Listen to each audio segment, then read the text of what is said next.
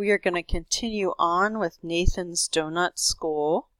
We're going to complete the unadjusted trial balance. We start with our T accounts, and we completed posting all of our transactions and calculated our ending balance on each of our T accounts. You'll see that I've highlighted the ending balance of each of the T accounts in green. Our trial balance pulls in all of the accounts in our accounting system and the associated debit and credit balance.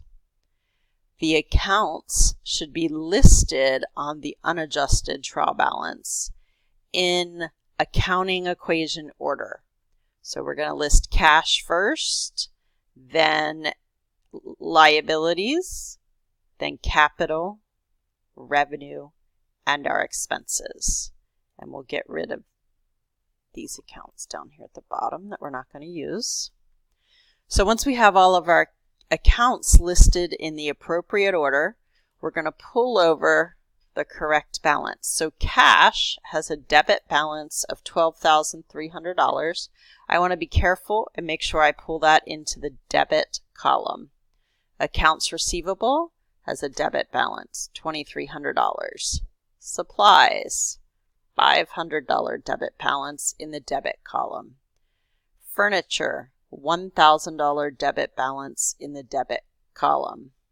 And equipment, $20,000 debit in the debit column. Accounts payable normally has a credit balance, but right now it's 0, so we don't need to do anything with that. Capital has a credit balance of $35,000. Spencer's Drawing, now be careful here, Spencer's Drawing account has an account balance of $400 debit. So I want to put that in the debit column. Revenue has a $3,350 credit.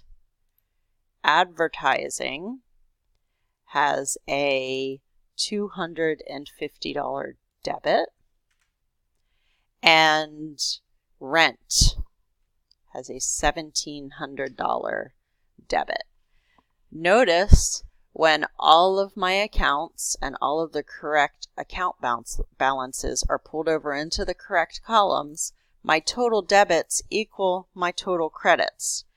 Just like we keep the accounting equation in balance, and our total debits had to equal our total credits in all of our journal entries, our total debits need to equal our total credits in our trial balance.